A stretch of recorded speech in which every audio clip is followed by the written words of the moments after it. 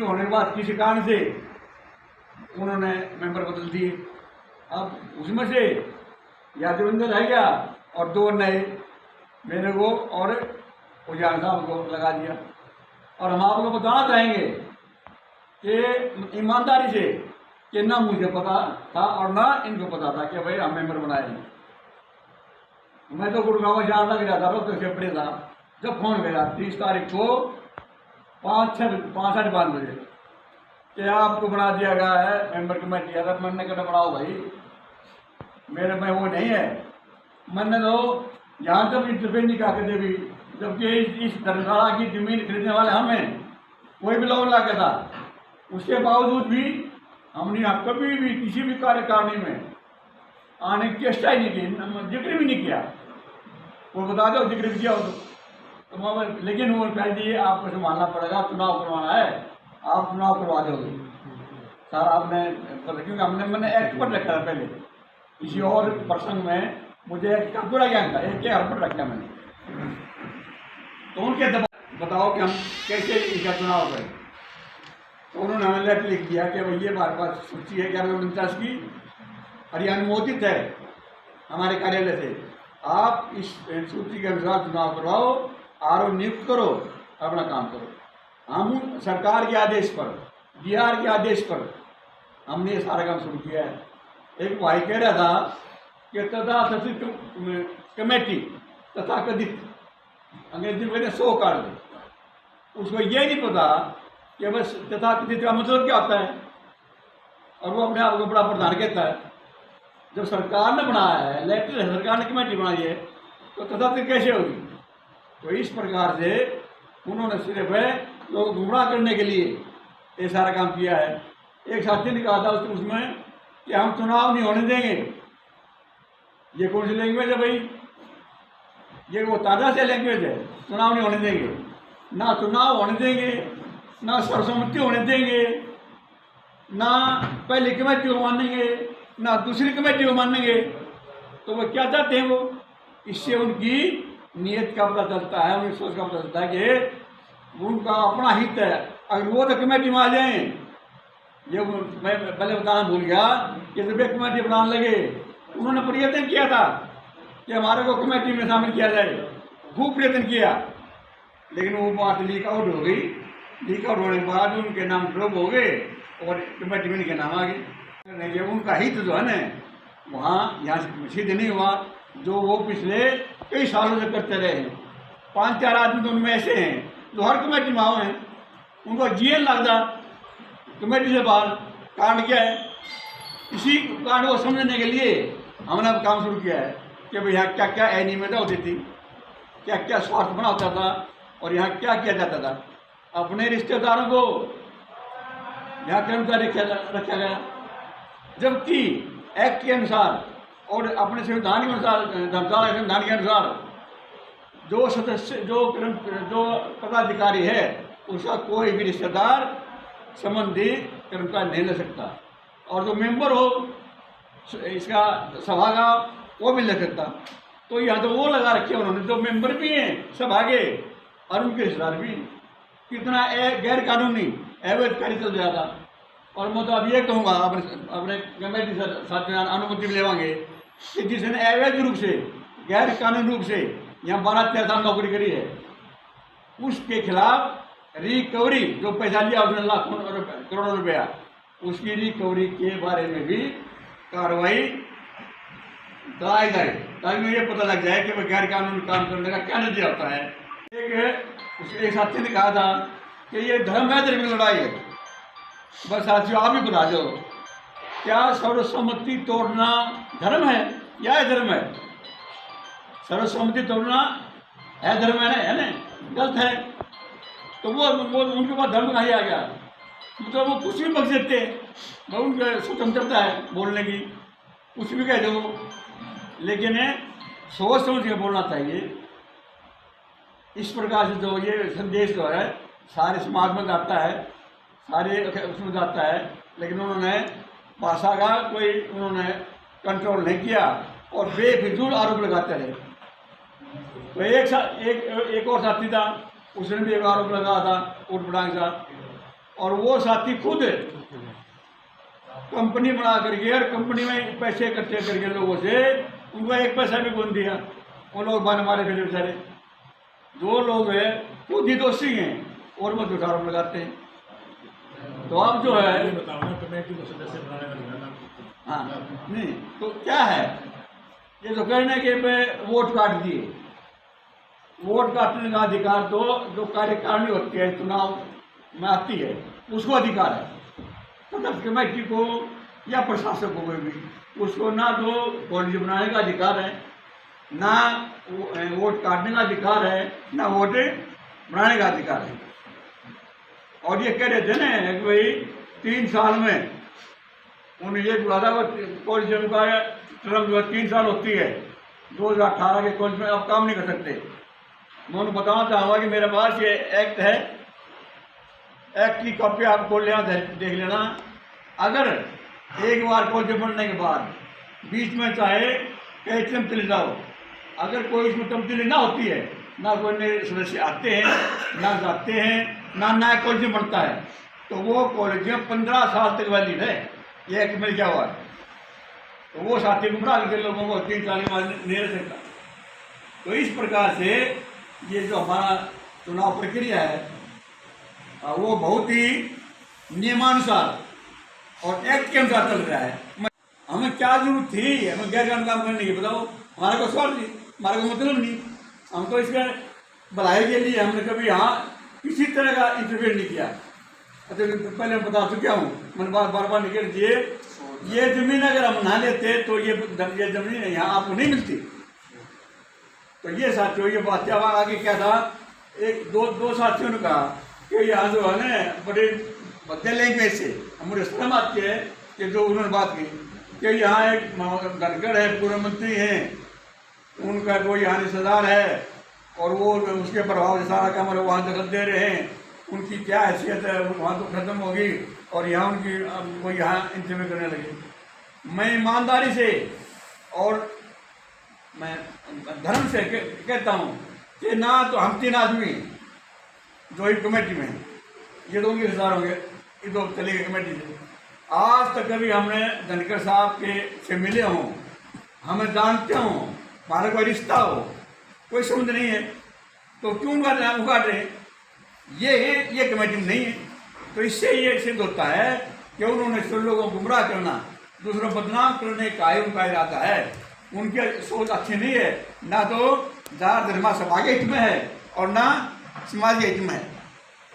तो ये मैं आपके साथियों से स्पष्ट चाहूँगा। इसके बाद क्या है, थोड़ी और बात बताना चाहूँगा, बड़ी जरूरी है। मैं टाइम तो आपका लगेगा क्योंकि जब तक पूरी बात ना आ जाए ना तो तसल्ली नहीं होती। जो पिछली कमेटी थी उससे पहले यहाँ क्या था, हॉल में गर्मी में पानी के मटके रखे होते थे और मटकों का पानी यहाँ जो बुजुर्ग बैठते हैं वो पानी पीते थे। इस कमेटी आते ही जो बहुत ऊँचे ऊँचे बोलता था ना, बहुत ऊँचे आवाज़ में आपने वीडियो देखी होगी, और कहता था प्रजातंत्र है, हमारा प्रजातंत्र विश्वास है। क्या सर्वसम्मति तोड़ना प्रजातंत्र है? बताइए आप, तो प्रजातंत्र के खिलाफ है। तो इस प्रकार उनकी एक बात भी अगर वो सच जो उन्होंने कही बोली है सिद्ध कर दें तो हम शुरुआत। तो उन्होंने आई उन बच्चे उठा दिए और में से और बेचारे बूढ़ों को बाहर कूलर है, क्योंकि बूढ़ी अवस्था में ठंडा पानी पीना जो वो सेहत के लिए बहुत नुकसानदायक है। पीते नहीं जब बेचारे। जमीन पर विवाद गया, इन लोगों ने ये अखबार में किया, उसके बाद हमने इसका रिप्लाई नहीं किया और उसके अंदर कोई अनियमितताएं नहीं थी। उसके बाद ये मामला ठंडा हो गया और जो जमीन खरीदी गई थी प्रॉपर तरीके से खरीदी गई थी, प्रस्ताव पास किया गया कमेटी में, जिसमें वजीर सिंह जी को ऑथराइज किया गया जमीन खरीदने की, जो उसके प्रधान थे। उसके बाद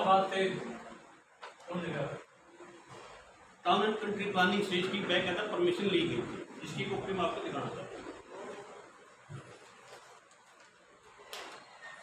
इसकी कॉपी आप देख सकते हैं, टाउन एंड कंट्री प्लानिंग से तो ली गई, परमिशन लेके इसकी प्रोसेस शुरू की गई।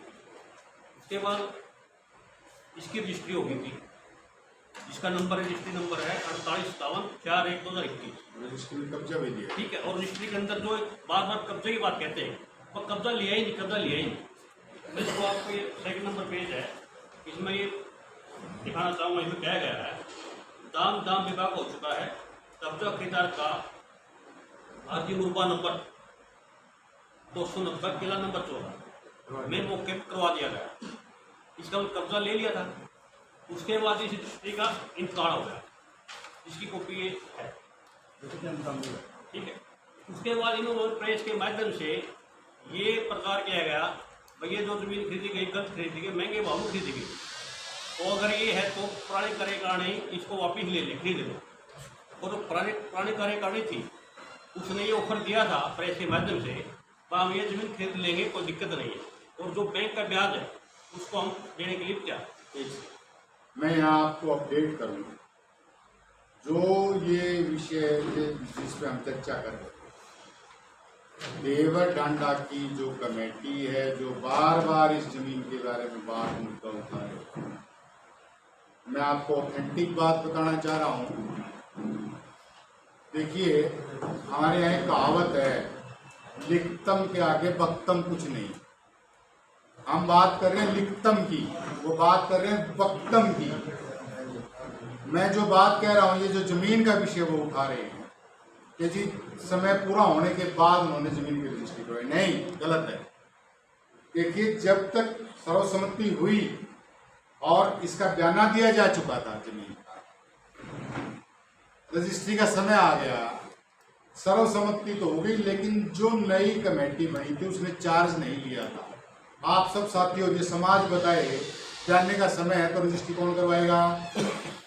जिन्होंने बयाना दिया उन्होंने रजिस्ट्री करवाई, बाकायदा चेक से पेमेंट हुई। जैसे इनकी कमेटी बनी, मैं लिखतम की बात बता रहा हूँ, ये मैं रेजोल्यूशन की बात बता रहा हूँ, ये मैं आपको कार्रवाई रजिस्ट्री की कार्रवाई बता रहा हूँ। चुनाव आते ही इनकी कमेटी ने जैसे ही चार्ज संभालते ये विषय आया और इन्होंने अपनी कार्रवाई में डाला। और वो शब्द मैं बताना चाह रहा हूँ, कुछ शब्द उसमें से इन्होंने एक कार्रवाई रजिस्टर में लिखा, जिसमें सुरेंद्र खटकर जनरल सेक्रेटरी और देवर डांडा और सभी 21 लोगों के दस्तक हैं। आवश्यकता पड़ने पर वो उसको सार्वजनिक भी करेंगे। तो उसमें उन्होंने लिखा कि हमारी सभा के रामफल खरब जी वजीर सारण जी से मिले और उन्होंने कहा कि ये जमीन अगर आपको गलत लगती है तो इस जमीन को हम वापस ले लेंगे, हम खरीदने के लिए तैयार। और उन लोगों ने ये भी लिखा, पूरा डिटेल में लिखा कि अगर वजीर साहब इस जमीन को वापस लेते हैं, अगर वो ब्याज देंगे एफडी का, जितने दिन पैसा बाहर रहा उसका ब्याज देते हैं, तो ये जमीन को बेच दी जाए। ये समाज को गुमराह कर रही है। आप लोगों ने रेजोल्यूशन पास किया, जमीन बेच दी जाए, क्यों नहीं बेची भाई? इसने मना कर दिया। फिर आपने प्रेस कॉन्फ्रेंस की, बदले में वजीर साहब ने प्रेस कॉन्फ्रेंस की कि दे दो भाई जमीन, ब्याज समेत सभा को पैसा, नुकसान नहीं होने देंगे सभा को, समाज को। एक बात। दूसरी बात, जिससे खरीदी जमीन वो शहर के मौजूद आदमी है, उनका कहना है, लिखित में उन्होंने एफिडेविट दिया। दूसरी बात मैं आपको बताना चाह रहा हूँ, उन लोगों का कहना ये है, वो वर्मा जी हैं यहाँ जो आज भी शहर में रहते हैं, बोले जी समाज के लिए जमीन मांगी गई है, इसलिए जमीन दे रहा हूँ, जमीन देने की कोई इच्छा नहीं है। और समाज के लोगों ने कहा है, और समाज के लोगों की झारखंड सभा के लोगों की डिमांड पे और उनकी रिक्वेस्ट पे मैं जमीन बेच रहा हूँ, मुझे जमीन बेचने की आवश्यकता है। फिर भी उसके आवाज यानी कि गुमराह। तीसरी बात और बताना चाहूँगा मैं आपको, कब्जा दिलवा दिया। ये कार्रवाई रजिस्टर के अंदर डालते हैं कि जी ये कमेटी बना दी गई है, सुरेंद्र खटकर जी जनरल सेक्रेटरी बात करेंगे, इसका इंतकाल चढ़वाएंगे। इंतकाल तब तक नहीं चढ़ा था, रजिस्ट्री हुई थी, क्योंकि इंतकाल चढ़वाने का काम अगली कमेटी ने कब्जा लिया वो दे।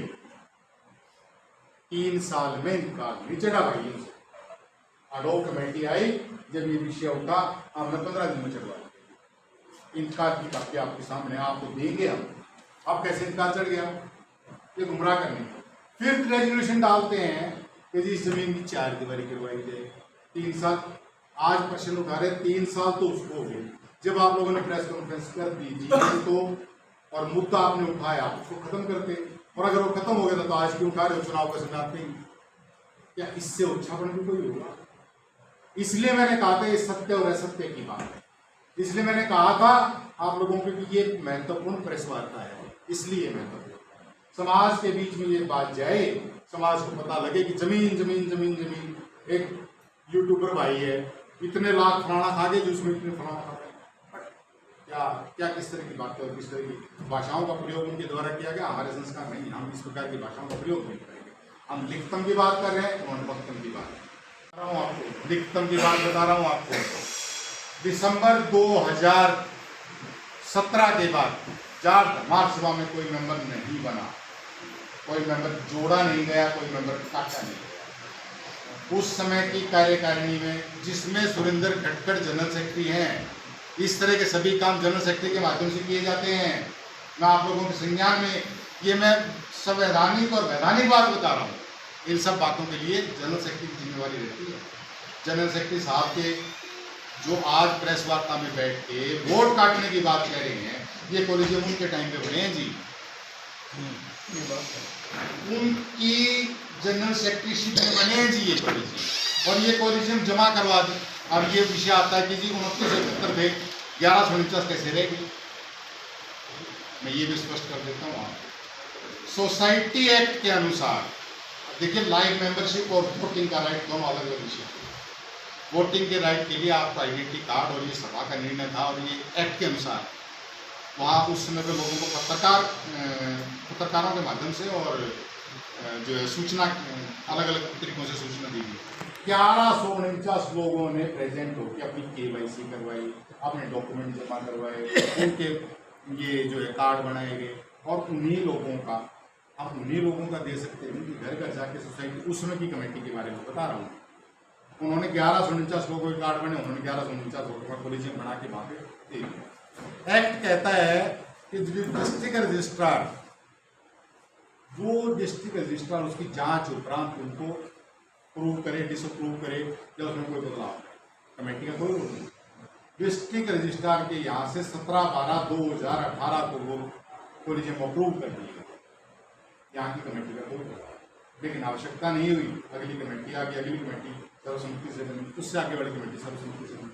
अब ये जो लास्ट कमेटी सर्वसम्मति से जो बनी, देवर ढांडा, जो आज आवाज उठाए हैं, जो 2971 वोटों के ऊपर बात कर रहे हैं। मैं एक और बात आप लोगों के सामने, लिखतम की बात आपको कॉपी देंगे हम, कहीं कोई अडॉक कमेटी ने बात छुपाई या किसी प्रकार का मैनिपुलेशन करने का प्रयास नहीं।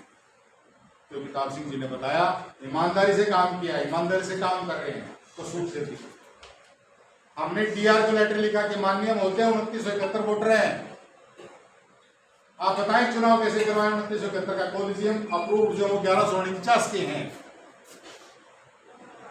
ये एक्ट अडॉक कमेटी और एडमिनिस्ट्रेटर की जो पावर्स है वो सीमित है सर।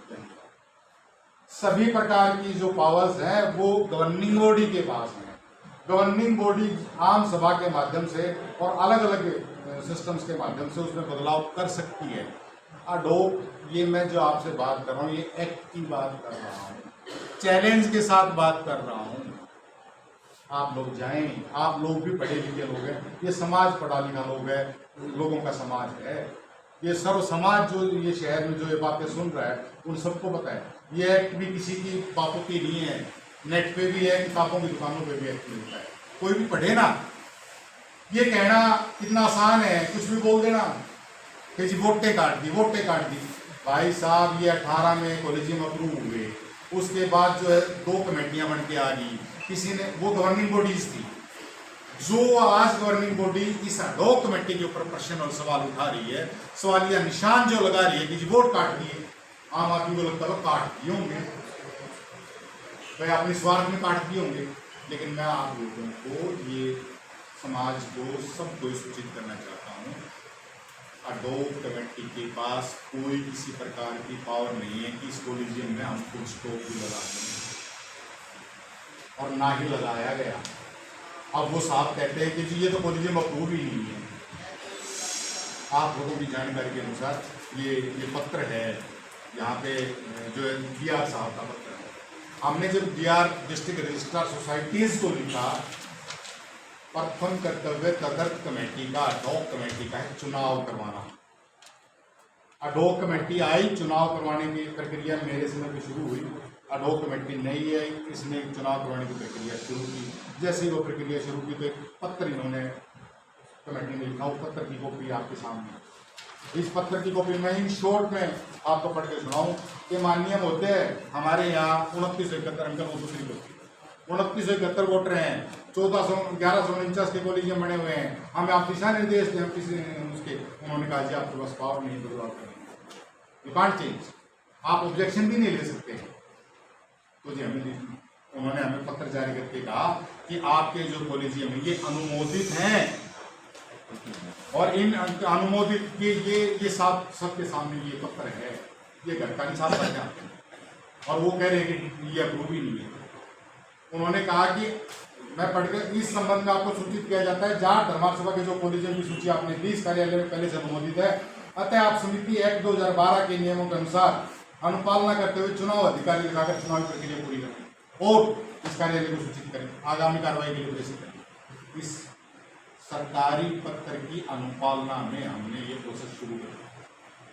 चलिए जी, ग्रीवेंसीज आती हैं, उन लोगों के प्रचार से दुष्प्रचार से इस तरह का बात आई कि जी वोट करें।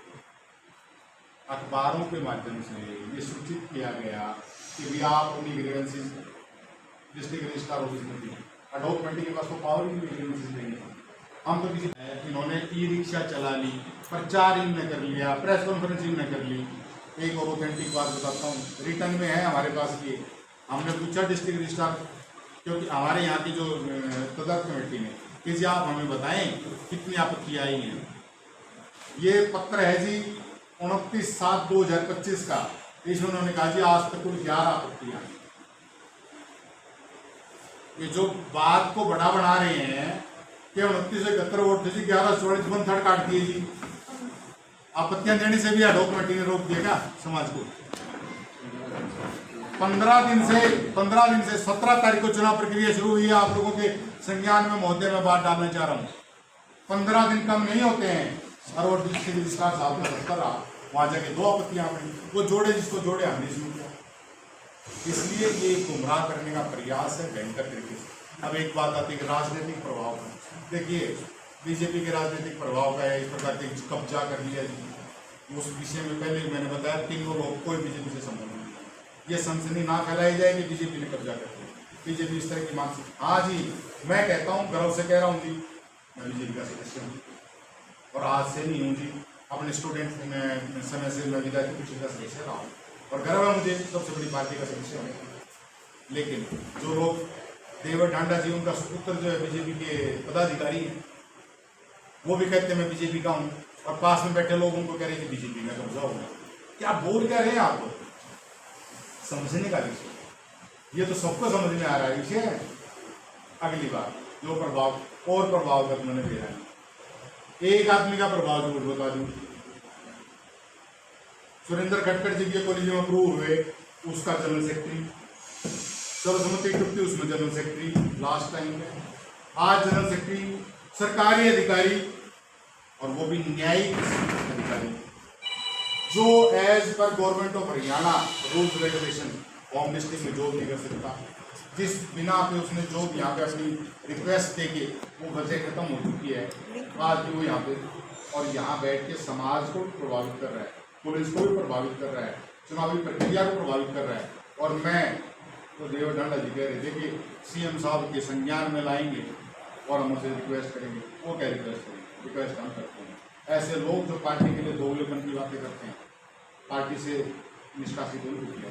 पहली बात। दूसरी बात, जो अधिकारी यहाँ बैठ के, क्या कोई अधिकारी, आप लोग इस बात से सहमत होंगे, मैं कोई झूठी हानि बरवाता आप लोगों से, आप लोग मुझे बता दो कोई न्यायिक अधिकारी है, न्यायिक अधिकारी सरकारी वकील देसी भाषा में कहें, वो सरकार की तरफ से मुकदमे लड़ता होगा, सरकार का पक्ष रखता होगा और उस सरकार में रह के, सरकार में बैठ के सरकार की बुराई कर रहे हैं प्रेस कॉन्फ्रेंस पे, उसके ऊपर संज्ञान लिया जाए सरकार के द्वारा। उसके ऊपर जो माननीय मुख्यमंत्री जी को मैं हाथ जोड़ के विनती करता हूँ सारे प्रशासन को।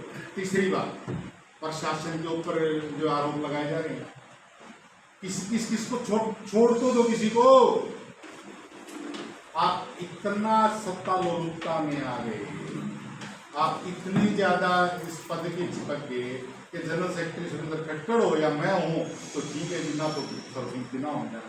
और अब इस सत्र तक इस कदर तक जाए। देखिए, चुनाव है, चुनाव में आरोप प्रत्यारोप का चलता रहता है हर चुनाव में, चाहे वो गाँव के सरपंच का है या विधायक का या उसका है, कोई एतराज नहीं। आरोप प्रत्यारोप करें, कोई मनाही नहीं है, लेकिन समाज को गलत बातों से पक्कम के साथ गुमराह ना करें। महोदय का बहुत बहुत शुक्रिया और मैं आभार प्रकट करता हूँ। आज का जो विषय है एक बड़ा गंभीर विषय है और इस विषय की जानकारी जब मैंने जुटानी शुरू की तो बहुत सारी खामियां निकल कर के आई। मैं चाहता हूं कि उन खामियों का हमारे सम्मानित नागरिकों को और हमारे सम्मानित वोटरों को भी पता चलना चाहिए। जाट धर्मार सभा के द्वारा जाट धर्मशाला का संचालन किया जाता है।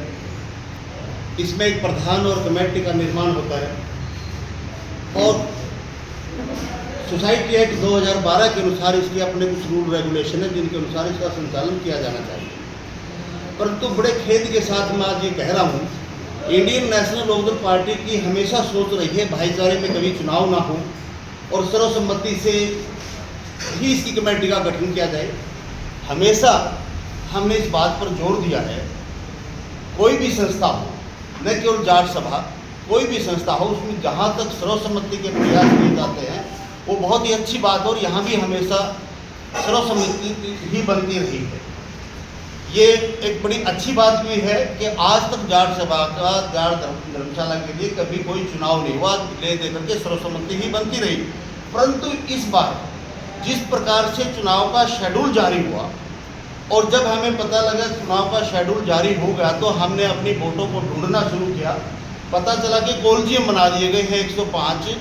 जब हमने कोल्जियम में अपनी वोटों को देखा तो हमारी वोट ही नहीं मिली और इसके अलावा उसके अंदर बहुत सारी वोटें ऐसी हैं जो व्यक्ति आज हमारे बीच में नहीं हैं, स्वर्ग सिधार चुके हैं, यानी कि मरे हुए लोगों की वोट उसके अंदर है और जिंदा लोगों की उसके अंदर वोट नहीं है। जब हम इसकी और गहराई में गए, हमने DIC ऑफिस से पता किया, जानकारी हासिल की तो पता चला कि 2017 ऑनवर्ड लगभग 3,3100 वोटें हैं, ठीक लगातार चल रही हैं। बट आज जो कोल्जियम बना है वो केवल 1149 वोटों का बनाया गया है, यानी कि लगभग 1900-2000 वोटों को काट दिया गया है।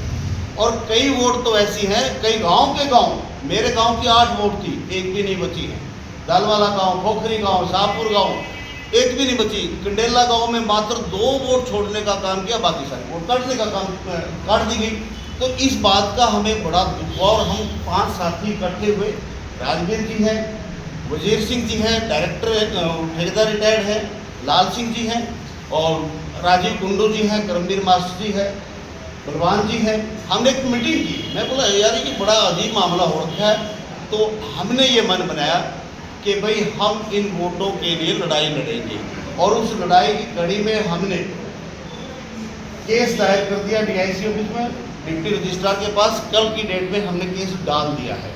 अभी उसकी हियरिंग की डेट जो भी मिलेगी वो आपको बता दी जाएगी, लेकिन हमारा प्रयास रहेगा कि उन 1800-1900 लोगों की जो वोट कटी है उनको लोकतांत्रिक अधिकार मिले और उनको अधिकार दिलवाने के लिए हम आखिरी दम तक, जहां तक हमारी पहुंच होगी, हम वो लड़ाई लड़ने का काम करेंगे। केस हमने डाल दिया है, DR महोदय उसके ऊपर क्या फैसला देते हैं, आगे की कार्रवाई उसके ऊपर डिपेंड रहेगी।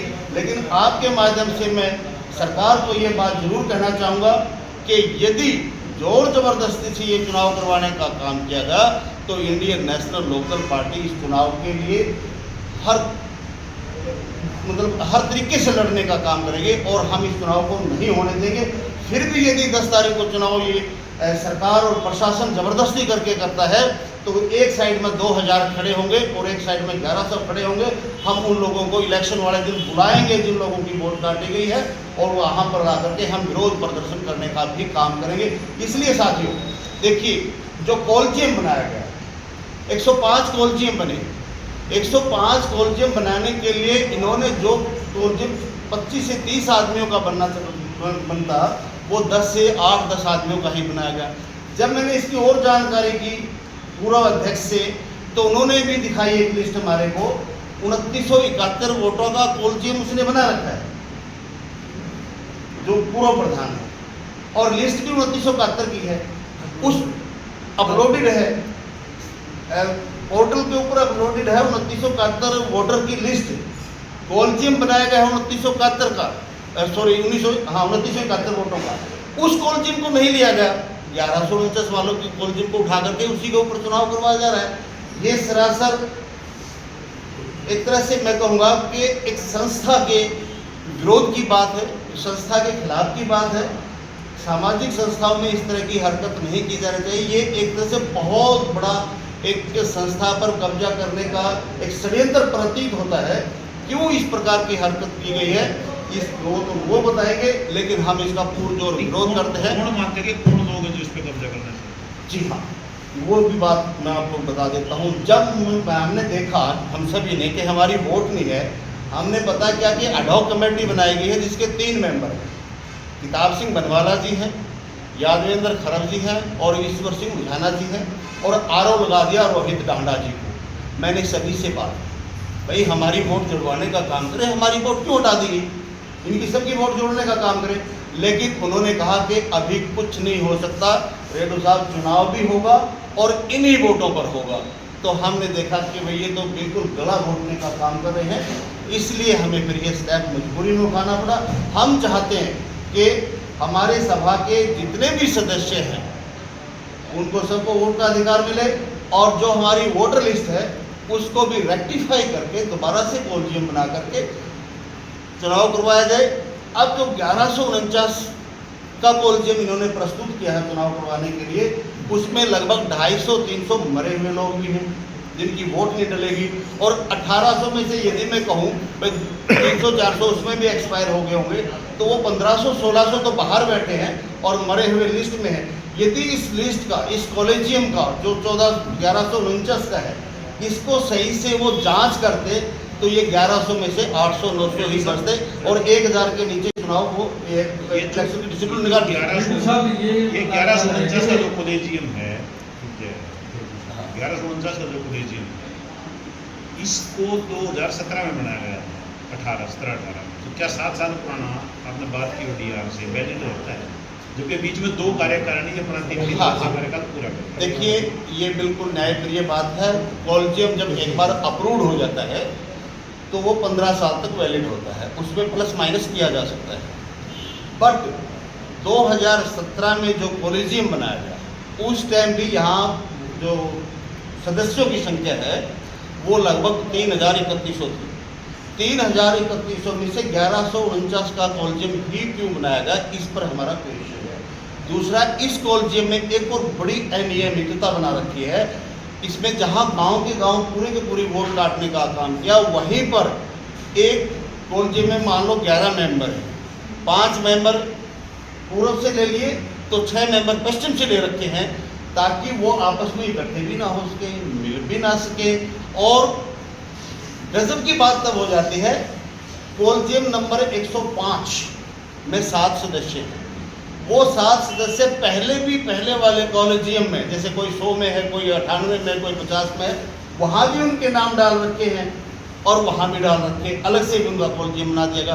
इतनी बड़ी अनियमितताओं के साथ जाट दरबार सभा का चुनाव जो करवाने का प्रयास कर रहे हैं, मैं समझता हूँ कि भगवान उनको सद्बुद्धि दे और उनको स्वयं आकर के इस बात का साथ देना चाहिए कि हम इस कॉलेजियम को दोबारा से बनाएंगे और सभी वोट लिस्ट से बनाएंगे। ये वोट लिस्ट की बात जब आपने बताई कि इतनी वोटें कर चुकी हैं, इनका तो ये कहना है कि हमने तो KYC के लिए प्रॉपर तरीके से एडवर्टाइजमेंट निकाली, जितने KYC करवाई उनकी वोट बनी। जी, अभी इन्होंने इलेक्शन का शेड्यूल जारी किया और 18-19 2 दिन दिए आपत्ति दर्ज करवाने के लिए। 19 का संडे होता है। बेशक इलेक्शन शेड्यूल में ऑफिस खुले रहते हो, बट आम लोग तो यही सोचते हैं बस संडे है, छुट्टी है, इसलिए वो नहीं गए और इसलिए कोई आपत्ति दर्ज नहीं करवा पाया। इसी प्रकार से जो ये कहते हैं हमने KYC के लिए ऐड दी, अखबारों में ऐड निकलवाई या और जो भी प्रोसेस किया होगा, किसको निकलती है? हाँ, ये तो इसकी शेड्यूल की होगी। ये कहते हैं 18-19 का टाइम देते हैं, अखबार में न्यूज 21 को आती है। 2 दिन दिए आपत्ति दर्ज करवाने के 18 और 19, और अखबार में खबर 21 तारीख को लगती है, जबकि वो आपत्ति दर्ज कराने का टाइम ही एक्सपायर हो चुका है। उसके बाद लोगों को सूचना दी जाती है। और इसी प्रकार से जो आप कह रहे हो इन्होंने टाइम दिया KYC के लिए, कितना टाइम दिया? और मान लो क्या वो KYC करवाने के लिए 1100 आदमी ही 3000 में से इनके पास पहुंचे हैं, क्या बाकी लोगों को अगर वो सही भी हैं, मैं उनको गलत नहीं ठहरा किसी को भी, मान लो वो सही भी कह रहे हैं, तो इसके बावजूद जो लोग बच गए, क्या उनको दोबारा कोई नोटिस देने का प्रावधान नहीं होता सोसाइटी एक्ट में? क्या टेलीफोनिकली उनसे कांटेक्ट नहीं करना चाहिए? क्या उनको नहीं बताना चाहिए कि भाई तुम पहुंचे नहीं हो, आपको अपने KYC नहीं करवाया आपने? मैं खुद इसका जीता जागता उदाहरण हूँ। मेरे को न कोई टेलीफोन आया, न कोई नोटिस आया, और भाई अखबार में निकाली ना निकाली उसके बारे में मैं कुछ नहीं कहता। हो सकता है उन्होंने निकाली होगी, एक दिन निकाल दी होगी, किसी छोटे अखबार में निकाल दी होगी, बट ये तो हर संस्था का, हर ट्रस्ट का, हर NGO का, हर ऑर्गेनाइजेशन का ये फर्ज बनता है कि भाई उसको दूसरे माध्यम से भी सूचित किया जाए, लेटर भी डाला जाए, लेकिन ऐसा कुछ नहीं किया जाए। और सबसे बड़ी बात इसमें मेरे पत्रकार बंधुओं, साथियों, किसी भी संस्था का हमने सुना है कि मेंबरशिप बढ़ती है। हमारी संस्था इस जाड़ धमाल सभा की जो मेंबर संख्या है कभी 10,000 के ऊपर हुआ करती है, फिर वो 5100 5000 पर आ गई, फिर वो 3100 पर आ गई, और अब वो 1100 पर आ गई। तो ये कौन सी कमेटियाँ हैं, कौन सी प्रधान है जो हर बार इतना बड़ा डाउनफॉल मार रहे हैं? 100-200 ऊपर नीचे तो हो जाया करते हैं, लेकिन ये तो बिल्कुल 50% पर हर इलेक्शन में डाउन मार रहे हैं। और हमें तो इस बात की भी चिंता है कि धीरे धीरे कि ये 100-200 पर ना करके अगर ऐसा रहा तो, इसलिए इंडियन नेशनल लोकदल पार्टी ने ये बीड़ा उठाया है कि हम सभी वोट जो कटे हुए वोटर हैं उनकी वोट बनवा करके ही इलेक्शन के रास्ते में हम सहयोग करेंगे, अन्यथा हम इसका डट कर विरोध करेंगे, और जहाँ तक भी हमें विरोध करना पड़ेगा हम करेंगे। और दूसरा, मैं एक बात और कहना चाहूँगा आपके सभी लोकप्रिय चैनलों के माध्यम से, भाई जो संस्था है, इस संस्था को हमने आगे बढ़ाना है, इसका विकास करना है। जितने भी जागरूक के वोटर हैं वो इस बात को गंभीरता से समझने का काम करें। बहुत सारों से हमारी बात भी हुई है, सभी ने कहा कि बहुत गलत हो रहा है और इसको रोकने का काम किया जाना चाहिए। लेकिन आखिर जो 1149 वोट बचे हुए हैं, उन साथियों से भी मेरा निवेदन है वो भी समझे इस बात को कि भाई इनके साथ ये अन्याय क्यों किया गया, इनकी वोट क्यों काटी गई, क्या रीज़न है? क्या एकमात्र KYC ही रीज़न है? क्या इन्होंने संस्था की भलाई में इस बात को नहीं सोचा कि भाई मेंबर संख्या इतनी घटती जा रही है, पर्सनल अटैचमेंट उनसे कर करके उनकी वोट बनवाने का काम करें? क्या ये जाड़ धर्मार्थ सभा की और जाड़ धर्मशाला का एक तरह से अपमाननीय है कि इतनी बड़ी जो हरियाणा प्रदेश में प्रख्यात धर्मशाला है और देश में भी इसका नाम चलता है, उसकी मेंबर संख्या इतनी स्पीड से गिरती जा रही है? क्या ये भी हमारे लिए और समाज के लिए चिंता का विषय है? लेकिन साहब फिर आपने जब बोला कि भी 10,000 इसकी संख्या थी, मेंबर थे, उसके बाद ये 51 हो गए, तो आपने पिछली बार जब 20 पे सर्वसम्मति से प्रधान बनाया तो उस समय ये अपने विचार विमर्श क्यों? यस ठीक है ज्योति जी। जी दरअसल मैं ये बता दूँ, और मुझे कोई हिचक भी नहीं है बताने में, मैंने कभी जाड़ धर्मशाला के इलेक्शन में, चुनावों में कभी हस्तक्षेप ना किया, ना मैंने कभी ज़्यादा इंटरेस्ट लिया। अब क्योंकि पार्टी ने मेरे को एक जिम्मेवारी दी, पार्टी जिला प्रधान की, अब मेरा फर्ज बनता है कि मैं ऐसे मुद्दों को गंभीरता से लूँ। और उसके लिए जब मैं DIC में गया, मैंने वहाँ पता किया भाई मैटर क्या है, और लाल सिंह जी और मैं बैठे थे वहाँ पर, वहाँ से मैंने लिस्ट निकलवाई, कितने ऑब्जेक्शन आए, इतने कम ऑब्जेक्शन क्यों आए, ये मैंने DIC में क्वेश्चन किया, वहाँ से लिस्ट ली। फिर मैंने इनको राजवीर जी को, जो कि इंस्पेक्टर रिटायर्ड हैं, ये अपने वजीर सिंह जी ठेकेदार हैं, लाल सिंह जी और मैं बैठे थे वहाँ पर, वहाँ से मैंने लिस्ट निकलवाई, कितने ऑब्जेक्शन आए, इतने कम ऑब्जेक्शन क्यों आए, ये मैंने DIC में क्वेश्चन किया, वहाँ से लिस्ट ली। फिर मैंने इनको राजवीर जी को, जो कि इंस्पेक्टर रिटायर्ड हैं, ये अपने वजीर सिंह जी ठेकेदार हैं, राजीव कुंडू जी हैं, लाल सिंह जी, मैंने इनको फ़ोन कर करके बुलाया, भाई आओ तुम मीटिंग करते हैं हम।